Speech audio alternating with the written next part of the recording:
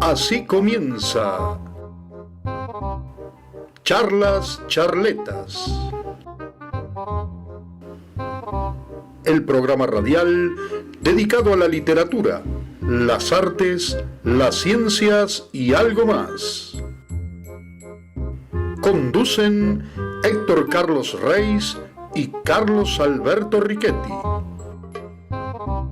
Tengan todos ustedes muy pero muy buenas noches. Bienvenidos a la 7ª edición de Charlas Charletas que se transmite por FM Arcón Cultural y llega a todos ustedes por gentileza de las obras de H.C. Reis, las obras de hcreis.blogspot.com, Arcón Cultural, arconcultural.wixsite.com/Colombia o Diario El Politicón de Risaralda, elpoliticón.com. Por supuesto, vamos a continuar en la misma temática que veníamos haciendo la semana anterior, que era sobre la civilización micénica y que va a continuar cronológicamente por la civilización creto-micénica, ya con la supremacía de Tirinto, de Micenas, y por supuesto contando los pormenores de lo que fue la famosa guerra de Troya. Y a continuación vamos a tratar la primera parte de la biografía de Wolfgang Amadeus Mozart, el genio musical de Salzburgo, que falleciera lastimosamente muy de manera temprana, apenas unos años después de la treintena. Sin embargo, voy a integrar a mi compañero Héctor Carlos Reis, quien nos va a interiorizar un poco del primer tema que vamos a tratar en el día de hoy, 20 de enero de 2021, miércoles. Muy, pero muy buenas noches, querido Héctor Carlos Reis. En principio quería hacer una salvedad. ¿Por qué nosotros hacemos tanto hincapié en el estudio de las civilizaciones antiguas? Pues mucha gente puede decir, ¿y esto para qué? ¿Para qué me sirve en la vida práctica hoy en día? El tema es importante porque saber cómo fuimos en el pasado, estudiar ese pasado, saber cómo las personas, los seres humanos, los Homo sapiens se comportaban, nos ayuda a interpretar mejor el presente y elaborar planes como para un futuro inmediato de nuestra especie. La investigación sobre la historia es simple, hay documentos escritos, que no siempre dicen la verdad. Y vemos ahora, en la vida contemporánea, cómo el tema de las noticias falsas, cómo los medios de desinformación desinforman y dicen cualquier cosa. Y eso queda en la historia, por eso que es importante ver todas las facetas de los autores de la historia. Cada uno interpreta la historia a su manera. En la prehistoria, o sea, antes de la parte escrita, nos basamos en los restos arqueológicos. Ciudades sepultadas bajo la arena, por ejemplo, la tierra, vajillas, pinturas, frescos, jarros de cerámica, tablillas de arcilla, etc. Esos restos arqueológicos a veces son más fidedignos que la parte de la historia escrita, porque en la historia escrita interviene quién escribió esa historia. Hago esta salvedad porque mucha gente dice, bueno, pero vemos una vasija, interpretamos eso. No, pero muchas veces en la vasija está escrito exactamente lo que pasaba en esa época, mientras que en la época actual cada uno escribe la historia a su manera. Por eso es tan importante saber y conocer el pasado, que nos sirve de experiencia para interpretar el presente. Y el presente es muy complejo. El tema de las noticias falsas en el presente es un problema de terror. Si nos basamos en lo que dicen los medios de desinformación, estamos listos. Gente de dentro de 100 años que se basa en esos medios va a interpretar la historia actual de una manera distinta a la que fue la realidad. Hecho esta salvedad, volvamos a la época creto-micénica, o sea, la civilización minoica en Creta, en la isla de Creta, y lo que pasó ya en el continente, no en la isla de Creta, sino más al norte, en el continente. Sí, recordamos que la fake news en la antigüedad, la noticia falsa, es una noticia que se daba a partir del aplastamiento cultural en el sentido de la destrucción de las grandes bibliotecas, como pudo haber sido la Biblioteca de Alejandría, en el mismo caso de las civilizaciones antiguas, como se ve incluso en lo que es el lejano oriente. El primer emperador chino quiso destruir todo lo que se había hecho antes de él para que eso no figurara en la historia y quedara marginado del conocimiento humano, lo cual felizmente no se consiguió. Y yo considero que en esta época tampoco se va a obtener eso, porque en algún momento la verdad va a salir a la luz, porque se van a conocer las consecuencias, porque los hechos, aunque la gente no los crea, son evidencias, y las evidencias son objetivas e incontrastables en ese sentido. Por otro lado, hay que hacer hincapié en que estamos hablando de una era esclavista. Filósofos, escritores que justificaban la esclavitud porque consideraban no podía funcionar de otra manera la humanidad sin la existencia de gente que esté subordinada gratuitamente a otra. Entonces nosotros nos ubicamos en el contexto de época y de pronto lo podemos aceptar, pero lo que no podemos aceptar es que miles de años después sigamos estudiando de algún modo o teniendo como referentes a personas que seguían tomando como modelo la subyugación del individuo para justificar el funcionamiento del mundo incluso en la actualidad, ¿no? ¿Cómo hacemos para rehusar lo que no queremos para nosotros si lo estamos justificando en otras personas? Que es una temática que da para profundizar demasiado. Pero no nos vayamos, la supremacía cretense sucedida por las ciudades micenes y de Tirinto, que a la larga iba a organizar una coalición contra Creta, aprovechando los desastres naturales que iban a tener lugar en la isla de Cándiga, al sur de Grecia, y a partir de ello, justamente, tomaron el poder no solo en Creta, sino que generaron una liga de ciudades que, si bien eran polis, ciudades-estados independientes, después esa supremacía se fue retocando con otras ciudades como Esparta, Atenas, Tebas más adelante, hasta la caída de esa etapa de la historia que va a tener lugar de la mano de Alejandro Magno, que va a unificar todo el mundo griego y va a apuntar al dominio del imperio persa, pero eso tocará en unos capítulos que vendrán lugar a posterior. Sin embargo, vamos a arrancar con esta cronología a partir de la era cretomicénica. El rey Agamenón, histórico y semilegendario a la vez, gobernaba Micenas, del mismo modo que Menelao gobernaba en Esparta, que Odiseo o Ulises gobernaban la isla de Ítaca, y así otros reyes que fueron protagonistas fundamentales en esa etapa de la historia, también muy artísticas. Recordemos la Puerta de los Leones en la ciudad de Micenas, como uno de los monumentos más reconocidos en la historia de la humanidad. Y para después introducirnos, por supuesto, en lo que es la guerra de Troya, que va a ser un poco la prueba de fuego de esta época tan particular en el mundo griego, que es muy complejo. Justamente la Puerta de los Leones que mencionaste es impresionante. Lamentablemente la cabeza de los leones son dos leones que se levantan sobre sus patas posteriores y hacen una especie de arcada, y la puerta es entre en medio de esos dos leones. Lamentablemente la cabeza de los leones se derrumbó, no está. Pero es impresionante esa construcción. Todo lo que vamos a hablar a continuación no es exactamente historia, sino que se confunde muchas veces con el mito, la leyenda. ¿Por qué? Porque ahí que entramos con el tema de Troya, y ahí va a arder Troya. Es muy conflictivo el tema. Y el tema de Homero, que también es conflictivo. ¿Por qué? Porque se confunde mucho la ficción literaria con la realidad. Hoy en día los arqueólogos modernos, con métodos mucho más modernos, están investigando y están descubriendo que muchos de mitos de los que hicieron los griegos eran muy mitómanos, eran proclives a contar y narrar y cantar historias, porque no hay que olvidarse que lo que escribió Homero, la Ilíada de Odisea, era un canto que se fue transmitiendo verbalmente y a posteriori se fue escribiendo, pero todavía es muy discutido la figura de Homero. No se sabe si existió un Homero real, o si es una mezcla de varias personas, o si es simplemente algo que a posteriori se escribió, pero está en tela de juicio la existencia real. Por eso que todo lo que vamos a contar ahora es mezcla de realidad a veces y de mitología, que no hay que confundir con la fake news que hablábamos antes. Esto es el temperamento griego, que era muy proclive a eso, a fantasear y a crear elementos de ficción. Con respecto a Micenas, yo quería también hacer una aclaración que es muy importante. Micenas era una ciudad, y toda la zona micénica, también está la ciudad de Argos, hay otras ciudades también importantes, pero la más importante era Micenas. eran guerreros, eran gente que peleaba. Se encontraron armaduras hechas de bronce. Ellos fabricaban el bronce a través de, importaban del Mar Negro el estaño y de la isla de Roda, otra isla griega, importaban el cobre y con eso hacían el bronce.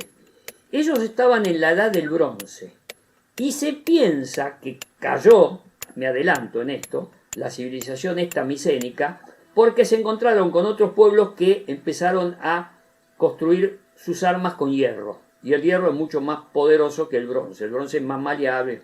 Y chocaban las espadas de bronce de los micénicos con las espadas de hierro de estos pueblos, que generalmente eran los dorios, los pueblos del mar, los llamaban en ese momento, que venían del norte, y también con el choque con una civilización que se sabía poco y que se empezó a saber mucho ahora, que es la civilización de los hititas. Los hititas se sabía muy poco en el siglo XIX y en el siglo XX también poco, y ahora actualmente hace 50, 60 años se empezó a investigar y se empezaron a descubrir tablillas de arcilla de los hititas. Parece que estos hititas chocaron con los micénicos y bueno, el hierro contra el bronce. Pero esto es el preludio de cómo terminó la civilización micénica. Quería terminar de explicar el tema de que los cretenses, los minoicos, no eran guerreros, eran comerciantes, navegantes, por eso sus ciudades no tenían murallas. En cambio, la ciudad de los micénicos, de Micena y de la Grecia continental, tenían murallas, lo cual prueba, y se encontraron armaduras, eran guerreros. Es decir, eran belicosos. En cambio, los de Creta eran más religiosos, cultivaban la religión, el comercio, y se defendían con naves. Pero no, las ciudades no estaban amuralladas. Ese es un dato muy importante. El dato estético era predominante en filosofía y, por supuesto, en la actividad permanente que tenían en todos los ámbitos de su vida los minoicos, no siendo así lo que ocurría con los griegos del continente. No obstante, Micenas iba a ser una ciudad de grandísimas murallas, ni que hablar Troya, que quedaba en Anatolia, ya en territorio actualmente de Turquía, donde había muchas ciudades griegas. De hecho, Troya era célebre incluso en el mito por sus murallas. Pero bueno, vamos a acomodarnos y a comenzar esta parte de la historia griega. Las primeras oleadas que empiezan a sucederse una tras de otra es la oleada dórica. En el norte hay una Macedonia griega, hay una Macedonia búlgara. Estoy hablando incluso de los territorios de Tracia y de Iliria. Hay un poblamiento de estos pueblos arios que no se va a quedar precisamente en Macedonia, sino que va a avanzar hasta el sur de Grecia, obviamente hasta el mar, no hasta Creta, pero que va a desembarcar básicamente en lo que es la península del Peloponeso, y ahí va a fundar la ciudad de Esparta. Un segundo contingente, también de la misma familia, pertenece a los jonios. Los jonios se van a establecer en el Ática, en la región ateniense, mientras los eólicos van a ser los que van a poblar la parte norte inmediatamente anterior a lo que es Macedonia. A partir de esas oleadas va a haber una cierta dificultad de esos pueblos helénicos para poderse comunicar. Recordemos que Grecia es un territorio muy volcánico, muy montañoso, y eso de algún modo alimentó el ímpetu individualista de los helenos, los argivos o los aqueos, como se lo llamaba antiguamente a los griegos, como los menciona precisamente Homero, o uno de los cantos que tanto se narraban en la guerra de Troya, aqueos domadores de caballos, y es una frase permanente de la Ilíada. ¿Por qué? Porque Troya se llamaba también Ilión o Pérgamo, y Ilíada se llama por el segundo nombre que era Ilión, la Ilíada de Ilión.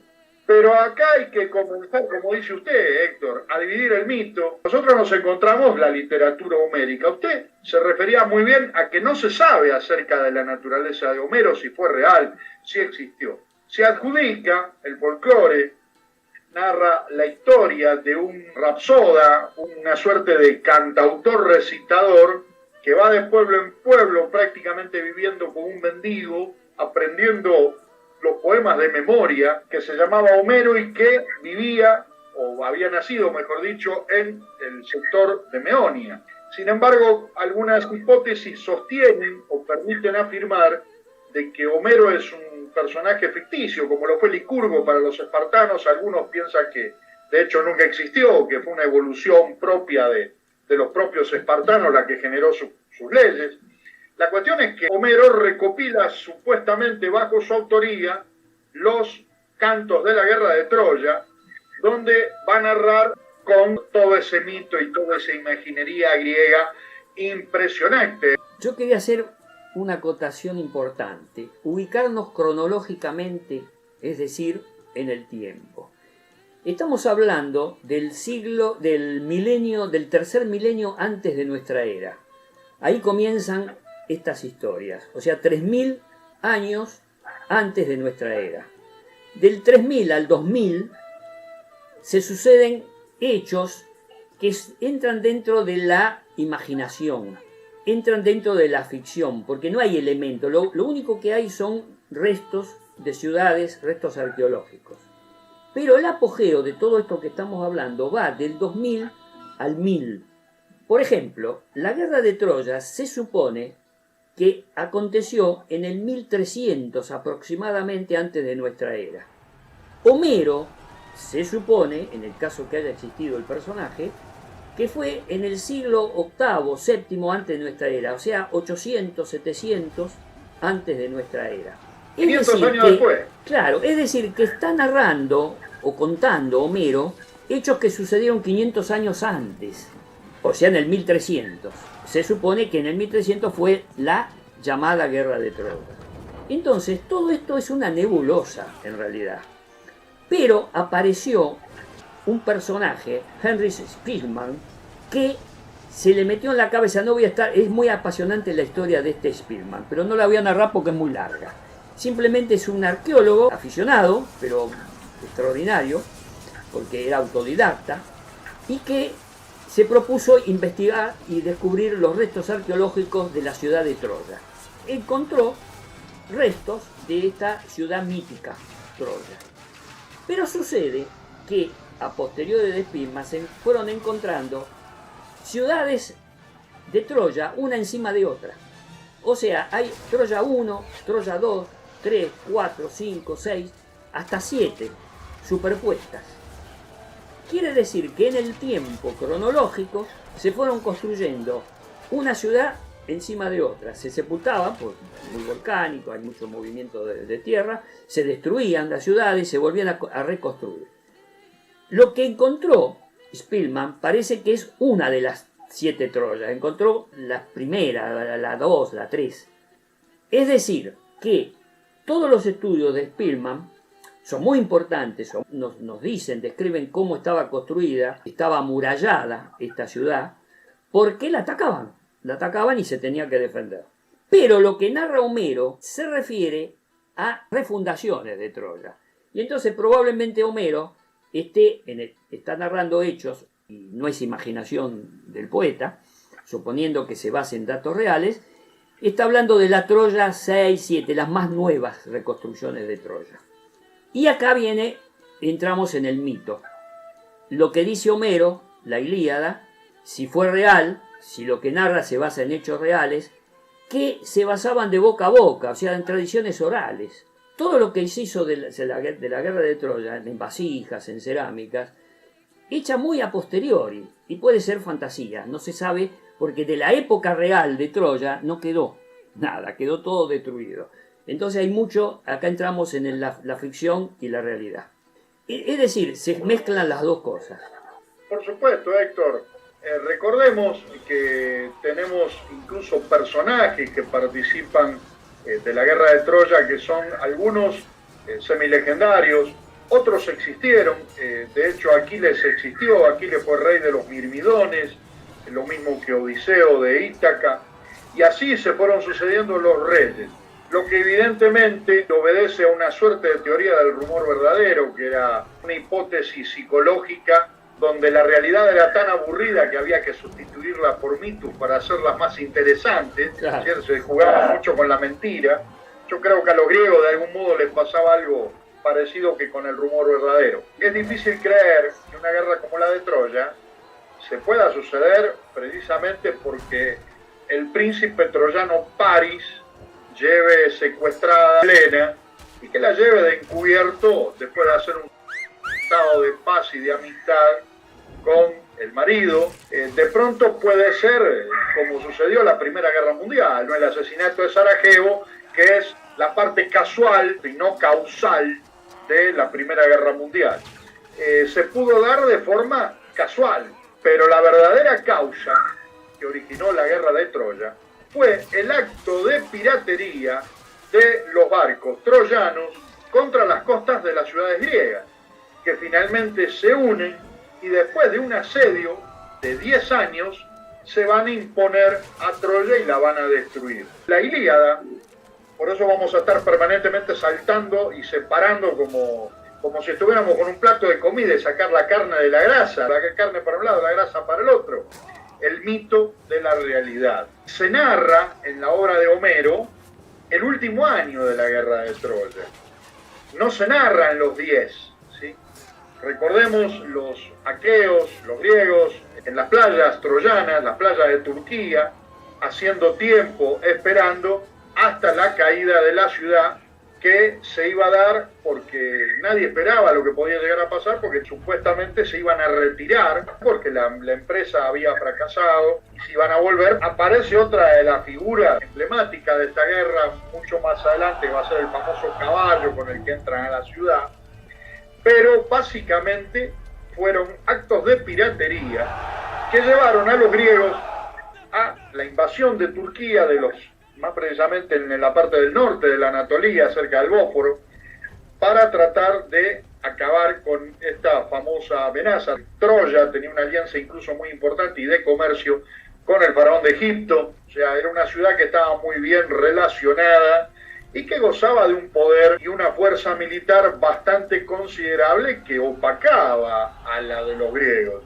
Lo que sucede es que eran tantas las ciudades griegas y tantos los hombres que atacaron Troya, que faltó un golpe de estrategia y, por qué no decirlo, ¿no? Un golpe de astucia para dar al traste con Troya. Es que es muy difícil que durante 10 largos años se haya sitiado a la ciudad sin que la ciudad no se abastezca de alimentos, de agua, etc. Por eso que este relato suena muy a la ficción. Yo pienso, por las investigaciones que se están haciendo en los últimos años, cuando me refiero últimos años, siglo XXI. ¿Qué le parece si me lo cuenta en el segundo bloque y vamos a unos cortes comerciales?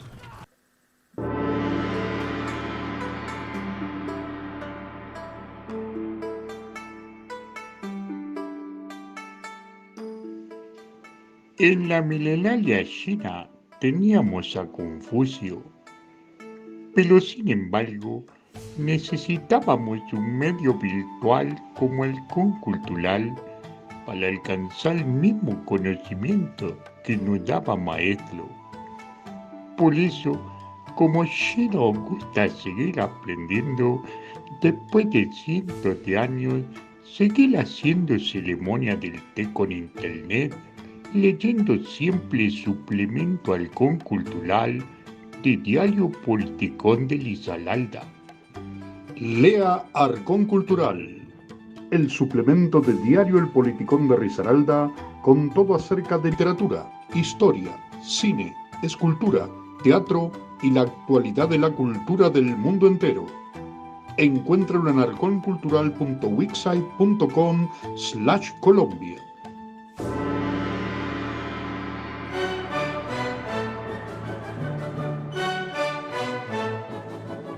Las obras de hcreis.blogspot.com.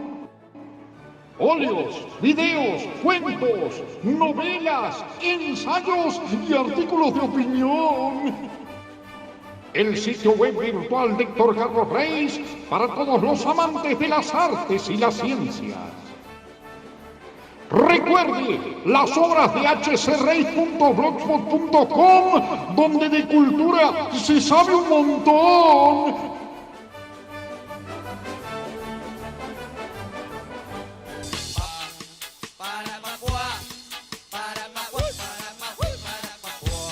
¡Charla, charleta! Yo a este personaje famoso, Schliemann, que fue el que trajo a la palestra el tema de Troya, de la ciudad de Troya.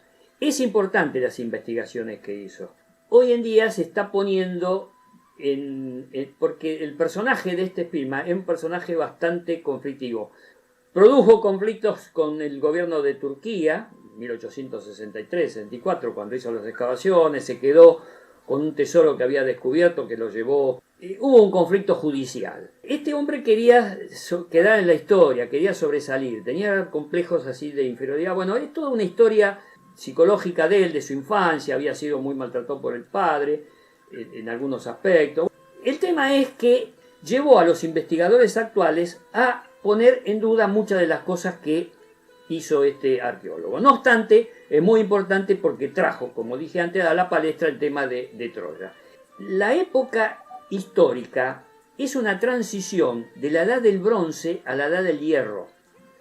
Por eso que la guerra de Troya, que del punto de vista poético, literario, de ficción, que vamos a narrar ahora, París y Helena de Troya y toda la historia legendaria, que es muy importante desde el punto de vista artístico, porque esta narración llevó a artistas, pintores, escultores a hacer obras de arte muy importantes. Es muy bella, es como las narraciones de Shakespeare.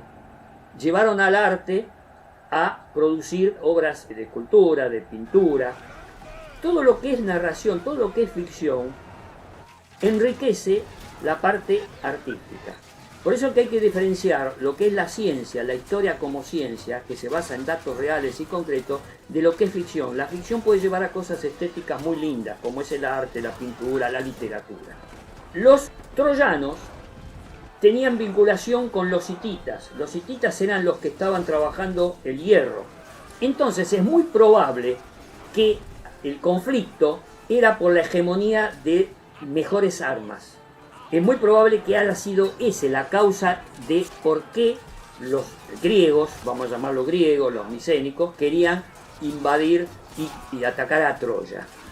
El tema que vamos a hablar ahora, que le voy a pedir a Carlos que lo haga, el famoso caballo de Troya, me recuerda, por eso digo que hay mucho de mito en esto, me recuerda a lo que hablamos en la charleta anterior, de la vaca de madera que construyó Dédalo para que Pasífae se metiera adentro y que el famoso Minotauro tuviera relaciones carnales. Es decir, la figura de un animal de madera, hueco, con gente adentro, ya está en la fantasía griega. Es muy ingenuo que los troyanos, que eran gente guerrera, se llevaran eso adentro de la ciudad sin investigarlo. Bueno, todo esto a mí me suena a bella poesía y a bella literatura. No me suena en la realidad histórica, pero durante muchos años, hasta ahora, fue aceptado como posiblemente real. Y dio pie a mucha literatura, incluso al cine. La famosa película La Guerra de Troya, con Brad Pitt y todo lo que se narra allí. Mucha gente ve la película y piensa que eso fue real. Y bueno, está mezclado la realidad con el mito. De hecho, lo único que podemos estar seguros nosotros que la Guerra de Troya fue en realidad la versión de la antigüedad de lo que fue posteriormente la Segunda Guerra Mundial, porque hay una confrontación enorme de estados sometidos a una alianza despótica, si bien eran libres, para atacar una ciudad, y se puede imaginar qué mal se sentirían los reyes de esas pequeñas polis, de esos pequeños territorios, donde por una causa que no era precisamente de su interés, se los llevaba a apartarse tanto tiempo de sus familias. Si bien hay que tener en cuenta algo, querido doctor Carlos, de que las distancias en aquellos tiempos eran distancias muy, pero muy cortas. Cuando los griegos desembarcan, sí, por supuesto, hacen su carpamento al lado del mar, cerca de la costa. Vemos que la narración se mezcla permanentemente la fantasía con la realidad. Cuando, por ejemplo, hay una pelea supuesta entre Apolo y Aquiles que lo desafía, o la lucha de Aquiles contra el dios del río Escamandro, que tienen una pelea, que supuestamente Aquiles es rechazado y es golpeado por el río, hasta que toma una actitud donde lo termina venciendo más que con el coraje y la fuerza, con la inteligencia, lo que va de algún modo a denotar todo lo que es la guerra de Troya a partir de una presunta idea de Odiseo, que va a ser el que determina la fabricación del caballo para poder tomar la ciudad. Los barcos se apartan, toda esa guerra que se había producido y que había costado la vida de tantos héroes hasta ese momento, entre otros Cástor y Pólux, Allante, Neoptólemo, el mismo Aquiles, que va a caer, no como en la película, lo mata Paris supuestamente de la muralla, pero lo mata del lado de afuera. Aquiles nunca entró en Troya. Se decía que Aquiles, por ejemplo, era inmortal porque la ninfa Tetis, que era la madre, lo había sumergido en la laguna Estingia. Y en esa laguna Estingia, que era la que daba 7 vueltas alrededor del infierno, lo había vuelto verdaderamente inmortal, y que la única parte que le quedó descubierta era de precisamente lo hundía y donde lo mantenía sujetado al niño, que era del talón. Lo que presuntamente se deduce es que recibió una herida, que se le infectó, que le dio en el talón, que era una de las pocas partes descubiertas en la armadura de los griegos, y que eso le produjo una infección, y al no quererse amputar una pierna, probablemente murió de gangrena. Hay ciertas cosas, por ejemplo, las fricciones que existían entre Agamenón y Aquiles, esa famosa pica que había porque uno lo obligaba al otro y el otro era un campeón. De hecho, en el mito, todo va a terminar muy mal, porque cada personaje va a tener un destino distinto, la mayoría es un destino trágico. Los que no se mueren en la guerra de Troya van a terminar ahogados bajo las aguas, en una tremenda tormenta que se va a desatar cuando ellos se están yendo de Troya, que le va a demorar incluso a Odiseo otros 10 años según la Odisea, que es una suerte de continuación de la Ilíada. Va a tardar otros 10 años en llegar, con una serie de mitos, obviamente muy poco creíbles, pero sí muy ricos a nivel de la fantasía. Agamenón va a ser finalmente muerto por una conspiración familiar para sucederlo en el trono.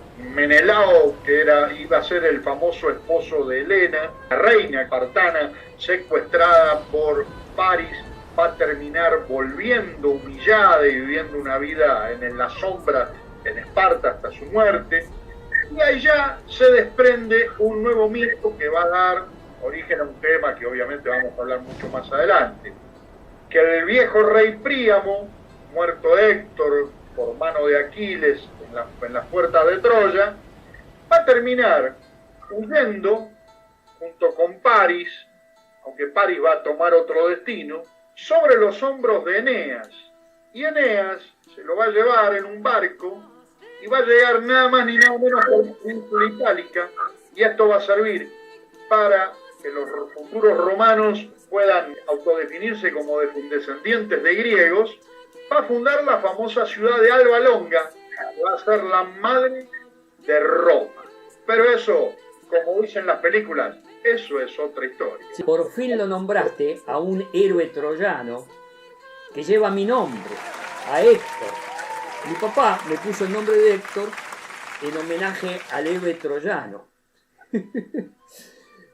Era el hijo del rey de Troya y que lo mató Aquiles en un duelo que tuvieron los dos.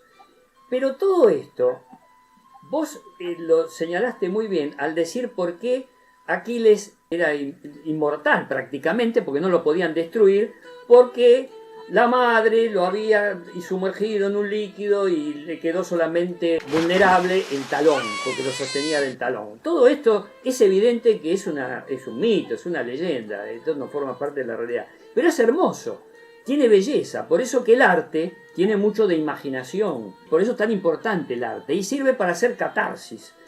Uno se desahoga con la imaginación, y es muy útil, por eso que es tan importante el arte. Y diferenciarlo de la ciencia. La ciencia es una investigación que se basa en datos reales. El personaje de Héctor, y que fue muerto por Aquiles, dijiste algo importante recién, porque cuando Eneas, que era uno de los troyanos, huye, y es uno de los fundadores de Alba Longa, la primitiva Roma. Todo eso forma parte del mito de los romanos. Después los romanos, a su vez, que también eran mitómanos, construyeron el mito de la fundación de Roma porque les daba prestigio ser descendiente de troyanos. Todo esto es típico, y si lo llevamos a la vida actual, en la época actual, fulano de tal, descendiente de tal y cual, y se generan las famosas aristocracias. Eso es típico del comportamiento humano. El comportamiento humano tiende a ser descendiente de fulano, un personaje, que generalmente son personajes de ficción. Esto me lleva a pensar en grandes personajes de la ficción más moderna, que mucha gente piensa que son reales. Por ejemplo, el Quijote de la Mancha. Mucha gente cree que existió el Quijote de la Mancha, o Sherlock Holmes, famoso detective de Conan Doyle, o tantos otros personajes de ficción que se hacen legendarios. En la época de los griegos eran más mitómanos que nosotros todavía, en la época actual, y generaban todas estas que son enormes y bellísimas historias de dioses, de semidioses. El viaje después, cuando volvió, tardó otros 10 años en volver Ulises, que era uno de los griegos que estaban atacando Troya, en volver a su isla primigenia, que era Ítaca, y la famosa Penélope, que era la esposa de Ulises, que tenía pretendientes, y toda la historia que es hermosa la historia, todo es muy hermoso, pero es mito. Por eso siempre yo aclaro, no confundir la belleza de los mitos con la realidad. Y en ese viaje que hizo Ulises están las sirenas, el canto de las sirenas y toda esa bella historia que forma parte de la Odisea. Odiseo es Ulises, es el mismo personaje, Odiseo o Ulises. Quizá convendría salir un poquito ahora de la mitología y de la belleza del canto homérico, para ir un poquito a los datos más concretos de qué pasó después de Troya con los griegos. Vamos un poco hacia atrás. Hablemos, por ejemplo, qué fue lo que desató la famosa cólera de Aquiles.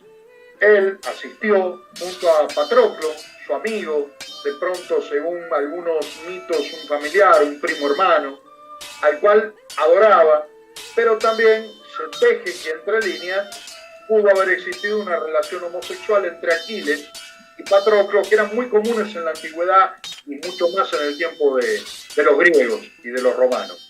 Lo que sucede es que como Aquiles estaba muy enemistado con Agamenón, no quiso pelear, y para tomar una ventaja en la batalla, Patroclo se viste sin el consentimiento de Aquiles con su armadura.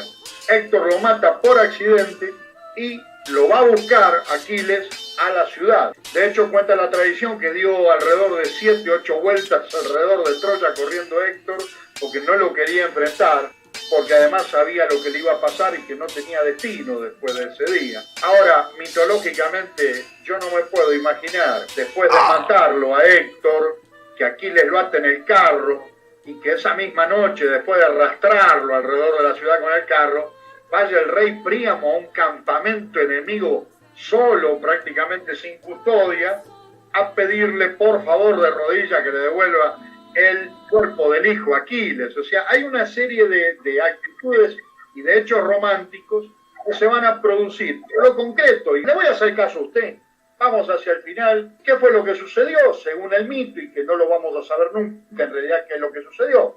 Lo vuelvo a repetir. Agamenón llega, lo emboscan los hijos. De hecho, mientras la Biblia es la creación de los profetas, los mitos griegos son la creación de los escritores. Por eso de pronto son tan pintorescos y usted ve las diferencias que son muy grandes entre unos relatos y los otros relatos, aunque por supuesto ocultan diferencias, pero también no pueden disimular ciertas coincidencias que hay unas cosas con las otras. Odiseo tarda otros 10 años, cae en las islas de los lotíferos, supuestos personajes que comían solamente flores de loto. Indirectamente nos dicen de que Odiseo se pasó prácticamente una noche hippie en Busto, comiéndose las plantas esas que parece que estaba muy drogado y estaba muy contento donde estaba y se olvidó de todo. Después lo agarra la hechicera Circe, se va, incluso llega al infierno donde se encuentra con todos los compañeros que habían muerto en Troya. Lo cierto es que Odiseo, por muchas dificultades, descartando la parte mítica, y es el único personaje que relativamente termina bien, él llega, se reencuentra con Telémaco. El primero que lo descubre es ese perro que él tenía, que se llamaba Argo, que es el primero que lo reconoce, y que ya estaba muy viejito y que se muere, ¿no? Ahora, ¿cuánto vivirían los perros? Usted se quejaba de Cachito el camello y resultó el perro de Ulises, después le dieron cachorrito cuando se fue a Troya, 10 años pasaron, después de vuelta otros 10, 20 años y el perro estaba. Tenía como 22 años, no sé cuántos años tenía largo. Por eso como que es mito. Sí, es como el camello suyo. Bueno, la cuestión es una cosa bastante singular. La cuestión es que, bueno, termina Odiseo matando a los pretendientes, volviendo otra vez a estar con Penélope, junto a su hijo Telémaco, que lo había despedido de muy niño y ya era un adolescente de 20 y tantos años, y va a inaugurarse un periodo de paz a partir de la llegada de Odiseo, que es en lo que queda precisamente la Ilíada. La esposa de Penélope, para entretener a los pretendientes que decían que el otro había muerto y que querían casarse con ella para heredar el trono de Ítaca. Pero la esposa Penélope ideó una estrategia. El arco de Ulises era muy fuerte, muy difícil de tensar. Entonces le pedía a aquel pretendiente que pudiera tensar el arco, se iba a casar con él, sabiendo que era muy difícil que un pretendiente, se arriesgaba, ¿no?, que a un pretendiente lo pudiera hacer. Bueno, todos los pretendientes quisieron tensar el arco y ninguno pudo tensarlo para colocarle una flecha. Cuando llegó Ulises, que lo conoció el perrito este que vivió tantos años, y lo conoció Telémaco, o sea, el hijo. La versión de Cachito de la antigüedad. La versión de Cachito de la antigüedad. Por eso, es todo muy cómico. Bueno, pero la comedia forma parte también de la vida, ¿no? Vamos al tercer bloque, después de unos mensajes comerciales, enseguida volvemos. Transmite FM Arcón Cultural, en sintonía con lo mejor del Homo Sapiens Sapiens, las artes y las ciencias del mundo entero.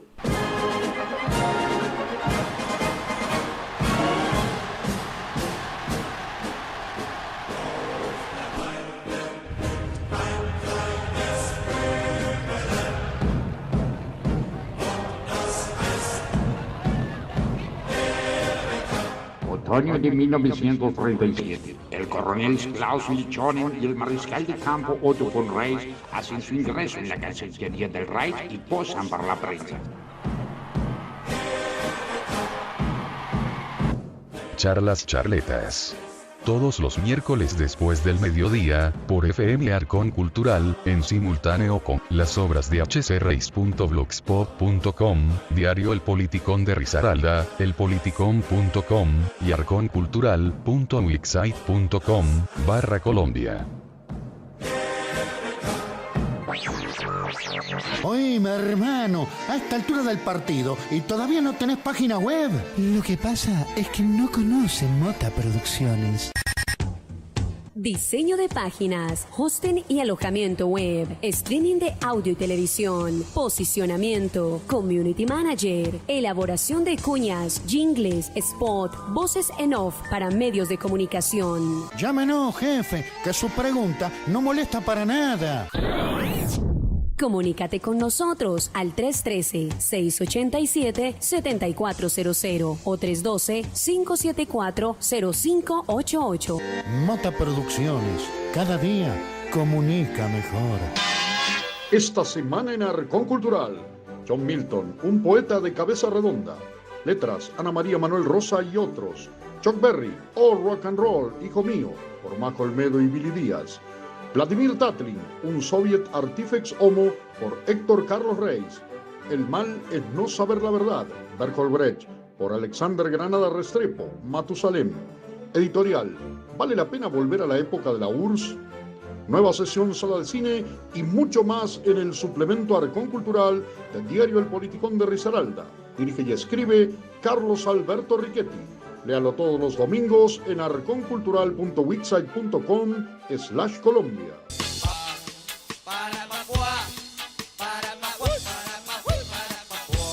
¡Charla Charleta! Siempre por FM Arcón Cultural, lo hacemos con el auspicio de las obras de H.C. Reis, las obras de hcreis.blogspot.com, Arcón Cultural, arconcultural.wixsite.com/Colombia, Diario El Politicón de Risaralda, elpoliticón.com. Le cuento, Héctor, que vamos a saludar en primer término a una señorita, Ana Lucía Narváez. Ella es de la ciudad de Pasto, capital capital de Nariño, el departamento lindante con la frontera ecuatoriana. Anita es el arquetipo, escuche bien, es el arquetipo de la morocha colombiana sensual. No, sexual no, sensual. No le hace falta, ni siquiera tenía el pelo. Tiene claritos blancos naturales, un pelo negro espectacular con claritos blancos, un rostro muy, muy especial. Te cuento algo, entre nos, ¿no? Sí. Si sigue tan bonita Anita, y bueno, le van a armar un poste y lo van a poner en un par de talleres mecánicos, porque es una cosa impresionante. Sí, pero es una mujer que tiene nuestra edad, pero es muy, muy, muy linda, muy atractiva, muy seria, muy trabajadora. Y por supuesto le mandamos de improviso a los papás un abrazo muy, pero muy especial que viven con ella. En la ciudad de Cali nos solidarizamos con el abogado defensor de derechos humanos, y esto es en serio. Él fue víctima en el pasado del terrorismo de Estado en Colombia, es Emanuel Atemay Sterling Acosta. Fue atacado en estos últimos días por su trabajo incansable en defensa del pueblo colombiano a manos de individuos defensores del régimen, los cuales lo agredieron a causa de sus convicciones y luchas. Él se tuvo que defender, él sabe defensa personal. Parece que logró neutralizar en esta ocasión a los agresores, pero toda nuestra ayuda, todo nuestro cariño, toda nuestra disposición, todo nuestro mensaje de ayuda, de amor, de coraje y de apoyo contra este valiente defensor de los derechos humanos de hace tantísimos años. Él es abogado como usted, Héctor, y es un hombre que se ha dedicado a defender a todas las personas que precisamente han tenido problemas en Colombia, así que lo saludamos allá en la ciudad de Cali. También, muy especialmente, en el Partido de la Costa, vamos a saludar a uno de los colaboradores del Arcón Cultural con nosotros. Nos referimos a el músico y productor artístico Billy Díaz, docente de guitarra, además de analista musical. También un saludo muy especial, por supuesto, a su compañera de vida, María José Olmedo Majo, quien además de ser una excelente cantante de música española, estilo yo, Isabel Pantoja, tiene unos pulmones, una voz impresionante. Dirige AUCA, Animalistas Unidos contra el Abandono. A mí, en cambio, lo apodan el Buda Blanco del rock argento. Usted lo tiene que ver a Billy. No sabe cómo toca Billy. Billy es el Paganini de la guitarra eléctrica. Es un guitarrista de primerísimo nivel. Tocó con Nepal, con Larry Zavala, con Flema. Tocó con un montón de bandas, con Estado Mayor Conjunto, que fue una de las primeras bandas que él armó y que verdaderamente le ha ido muy bien y que han sonado muy bien. Les cuento que Billy se levanta y va a eso de las 4 de la mañana, 5, cuando está saliendo el sol en la playa, hace solos de guitarra emergiendo de las profundas arenas sobre el sol naciente. Usted lo ve con la guitarra, pegando ahí los estires, tirando las escalas cromáticas y las novenas menores. Bueno, la cuestión es que el tipo aprieta el pedal Morley o el Marshall Gubnor a full y ahí sale ese sonido impresionante que nos hipnotiza a todos. También a Gisela Alicia Espaldier, conocida en Martínez, en el norte de la provincia de Buenos Aires, como Daisy, porque tenía una forma de caminar como la pata Daisy, vio que caminaba muy elegante, ¿no? Así. Ella siempre fue muy delgadita, pero siempre caminó de una manera muy, muy elegante, muy atrapante. Ex jugadora de hockey, reflexóloga y manicurista. Una mujer, para serle honesto, mi querido doctor Carlos, que combina la belleza con la clase. Sí, que hubiera salido de la corte de María Antonieta. Usted la tiene que ver. Es una cosa. Un día vi un lugar que era muy feo y ¿sabe lo que me dijo? Con la voz de ella. Me dijo, acá pasan las cucarachas y te saludan. Así me dijo. Una cosa impresionante, Giselle, ¿viste? No, es una cosa increíble. Pero acá viene la nota del día, Héctor. Les cuento que a esta hora, cortó ya la llamada, obviamente, porque la diferencia horaria es muy grande, aparte tenía mucho sueño. A esta hora lo saluda a ustedes, un saludo muy especial que le manda, de Rusia con mucho amor, Olga Tatiana Cornudo. ¿Se acuerda la que usted le decía, Olga la del Volga? Esta es hija del fallecido maestro espiritista Climen Poponiánculo Cornudo, conocido con el seudónimo de Mandrakevich. Era un maestro espiritista. ¿Se acuerda de Mandrakevich? Mandrakevich, claro, Mandrakevich.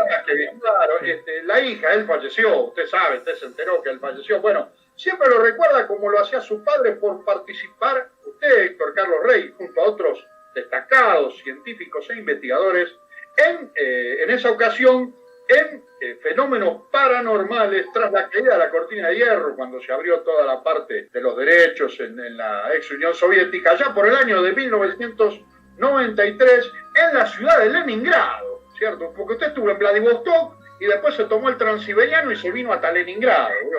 Bueno, la cosa es que papá, decía esta muchacha, repito el nombre, la muchacha Olga Tatiana Kornudova, hija de Klimen Poponienkulo Kornudov. Sí, Tatiana. Sí, la Tati. Ahí está. La Tati, claro, más simple. Olga Tatiana. El papá de ella, don Mandrakevich, estaba muy contento con usted por sus hallazgos de la materia ectoplasmática, que es supuestamente esa materia espiritual que exhalaban por la boca los espiritistas. Usted había encontrado algún componente de vapor, un componente químico, que supuestamente era lo que, según usted había dicho, bueno, yo no conozco, usted lo investigó, que son una suerte de vapores y una suerte de sustancia que al parecer son el componente de las almas, ¿cierto? Usted, obviamente bajo un punto de vista materialista, determinó una sustancia química, además de altas dosis de vapor, ¿vio? Bueno, la cuestión es que este buen hombre, al parecer, falleció hace algún tiempo durante precisamente una sesión espiritista. Pero nos contaron las circunstancias de lo que le pasó a este señor Cornudo. Bueno, la cuestión es que le pidieron, yo no sé por qué, con qué intención, invocar el espíritu del general Zhukov. ¿Quién le pudo haber pedido? ¿El general Zhukov de la Segunda Guerra Mundial? Claro, que le invocara el espíritu de Zhukov. Bueno, y el hombre obviamente se empeñó, puso todo su esfuerzo y al parecer tuvo un infarto de miocardio que le ocasionó la muerte, porque se caracterizaba por sobre todo a la hora de invocar espíritus de famosos, que los ponía a hablar y tenía conversaciones de 1 hora, 2 horas, totalmente en trance, y usted, no sé, según contaban ellos, usted podía hablar como en esa ocasión y 2 horas con Rasputín, es una cosa impresionante. Yo la verdad, le digo la verdad, yo mucho de estas cosas no creo, pero bueno, soy fiel al mensaje que le manda Olga Tatiana Kornudova, sin embargo, Olga la del Volga, le decía. Te comento algo. Hay una persona que yo conozco y que aprecio mucho, que dice que yo tengo muchas conversaciones con Rasputín. Esta persona, que es muy inteligente, lo asevera. Estoy persuadido, incluso la podíamos traer como testigo, que ella dice que yo tengo conversaciones muy largas con Rasputín. Avanti. Sí, claro. ¿Y cómo no va a tener las conversaciones con Rasputín? Sí, es este tipo que es inteligente porque no se baña nunca, supuestamente, ¿no? Rasputín. Bueno, lo de la inteligencia es supuesto también, no sé. Habría que hablar con esa mujer. Yo no creo que quiera dar la cara porque es una mujer que prefiere mantenerse en el anonimato por su pasado turbio, ¿no? Bueno, pero hay que ver qué es lo que se puede llegar a plantear en una situación semejante. Pero bueno, al parecer usted había descubierto junto a esos científicos el contenido de la materia ectoplasmática. Yo no sé, más que un descubrimiento, yo creo que fue una teoría a partir de un análisis científico materialista que fue refutada finalmente por algunos de los espiritas más conocidos, pero que algunos otros verdaderamente le dieron el pulgar para arriba, como dicen los chicos. Al investigarlo al microscopio, se descubrieron que había microbios, porque era una flema. Ese es un tema para investigar, ¿eh? Al microscopio, la flema. Usted le había puesto incluso vapores galiardianos, ¿verdad? Porque era una flema de Gardel. Una flema de Gardel. Carlito Gardel. Este hombre había logrado hacer materia, una flema, un ectoplasma flemático de Carlos Gardel, este espiritista. Sí, lo había traído a la realidad. Impresionante. En una de las sesiones espiritistas. No, y por eso se dejó la vida el hombre. Claro, se agotó. Tanta fuerza de voluntad que ya estaba grande, el pobre Mandrakevich se acabó. Se acabó, pobre hombre. Pero qué cosa increíble esa materia ectoplasmática. Y aparte que, imagínense, porque era un ruso blanco, Sí, blanco, poniéndose a hablar de un momento a otro como Gardel, y nadie podía entender por qué. Porque hablaba como las películas de Gardel, o sea, ya voy a hablar las grabaciones, o sea, nunca se puso a cantar, pero sí hablaba y hablaba como Gardel. Faltaba Tito Luciano al lado que le dijera algo, Dejémonos de mascarada. que le hablara. Hermano. Bueno, Claro. como hablaba Tito Luciano. Claro, Tito anclados en París, ¿viste? Claro, una Claro. cosa por el estilo. Por el estilo, Pero, increíble. ahora usted, Héctor, la gente que ha conocido, Sí. a esta señora griega que le hizo la demanda, a este Mandrakevich. Bueno, eso ¿cierto? está pendiente, esa demanda. ¿Cierto? No, una cosa increíble. No, esa demanda está pendiente, la vamos a tener que estudiar. Yo tengo que hablar con esta señora. Voy a tener que hablar. La próxima vez que se comunique con nosotros vamos a analizar un poco su problema, a ver si le podemos solucionar. Le cuento que esta señorita, me refiero a Olga Tatiana Cornudova, Sí. le está mandando una nueva invitación para asistir a la ciudad de San Petersburgo para unas conferencias espiritistas, porque parece que esta señorita, que ya es una mujer adulta, una mujer grande, ya pasaron unos cuantos años, parece que tiene el mismo don que el padre y puede trabajar. Y al parecer acá no hay truco, no le pasó como Arthur Conan Doyle, que se comió el cuento de la hadas Sí. o de las sesiones espiritistas. Parece que este hombre lo que hacía lo hacía de verdad. Qué maravilla. Y la hija heredó todas esas capacidades. Parecer heredó las capacidades de mediumidad de este señor Mandrakevich. De hecho, yo tuve algunas experiencias con espiritistas que se ponían a hablar. Un día me agarró uno y me dijo que arriba de un escritorio estaba el morrión de Granadero, que eso simplificaba y aseguraba la presencia del general San Martín en el recinto. Entonces imagínense una cosa semejante y nosotros nos mirábamos, no queríamos, no entendíamos nada, es la verdad, no entendíamos ninguna cosa. Y estaba San Martín acompañado del sargento Cabral, porque todavía no había muerto. Sí, mire, yo no sé si estaba con Cabral o no, con Baigorria o con Lavalle, pero lo único que le puedo decir que San Martín hablaba como si tuviera el caballo encima, como si fuera, no sé, con una voz ronca, ¿ves?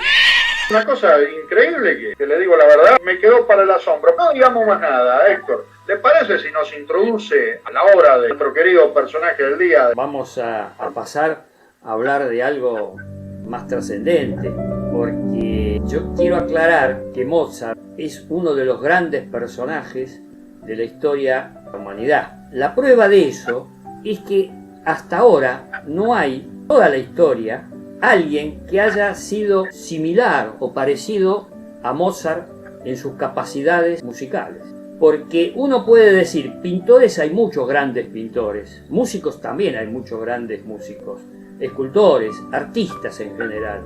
Pero Mozart es un caso excepcional dentro de los grandes músicos excepcionales. ¿Por qué? Porque se está descubriendo que la música de Mozart tiene una serie de características. No lo vamos a confundir con lo que hablamos recién del espiritismo, no hay nada que ver. Ahora estamos hablando en serio. Yo no me quería reír. Siempre hablamos en serio, ¿cómo? Yo no me quería reír. Hablamos en serio. Bueno, a veces no hablamos en serio, a veces hablamos medio... Esto es una charla amable, es una charleta.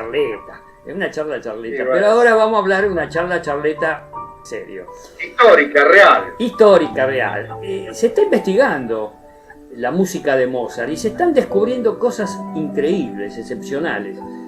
Porque concretamente hay una sonata para 2 pianos que escribió Mozart.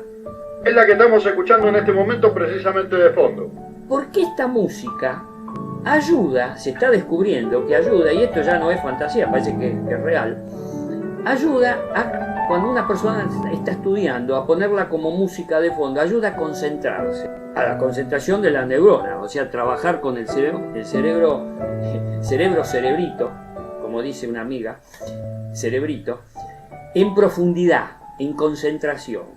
Poniéndose música, yo le aconsejo a los estudiantes, las personas que están estudiando, muchachos jóvenes que están estudiando, se pongan como música, en lugar de ponerse un rock o música que es más que distrae, ponerse esta música, esta sonata para 2 pianos, parecería que ayuda a la concentración. Héctor, ¿me lo explica mejor en el próximo bloque y enseguida volvemos? Mozart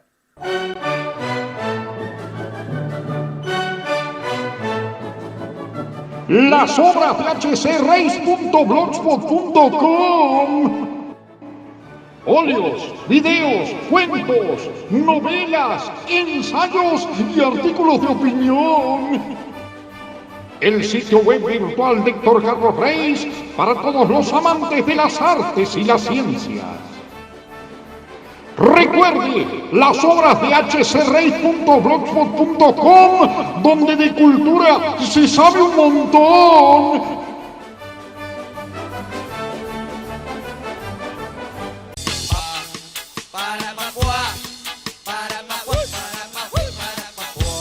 ¡Charla charleta! Excepcional, tenía la característica que era un niño prodigio. Es decir, de niño, ya a los 3 años componía música.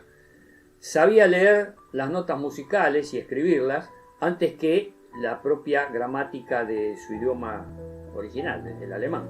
Contrariamente a lo que piensa mucha gente, Mozart era un hombre muy instruido. Hablaba varios idiomas, porque como había viajado, el padre de chiquito lo había llevado a muchos países, había viajado por muchos países, había aprendido varios idiomas. Y él era un autodidacta, aprendía y estudiaba, además de las enseñanzas que le daba el padre. Nunca fue a una escuela, ni a una universidad, pero el padre era su escuela, y era un hombre muy culto el padre. Tenía una gran bibliografía, o sea, muchas cantidades de libros, y Mozart los leía, o sea, era un autodidacta, contrariamente a lo que piensan algunas personas, basados en la famosa película Amadeus, de que era alguien que no era, que era medio así trascendente, que no era una persona culta. Era una persona culta. O sea, la imagen que da esa película no es real. Le recordamos a nuestra querida audiencia que Charlas Charletas llega de la mano de las obras de H.C. Reis, las obras de hcreis.blogspot.com, Arcón Cultural, arconcultural.wixsite.com/Colombia, Diario El Politicón de Risaralda, elpoliticón.com. Para el próximo programa vamos a seguir en el nombre de mi compañero Héctor Carlos Reis y el mío propio Carlos Alberto Riquetti. Nos despedimos de todos ustedes hasta el próximo miércoles para otra charla charleta. Transmite FM Arcón Cultural, en sintonía con lo mejor del Homo sapiens sapiens, las artes y las ciencias del mundo entero.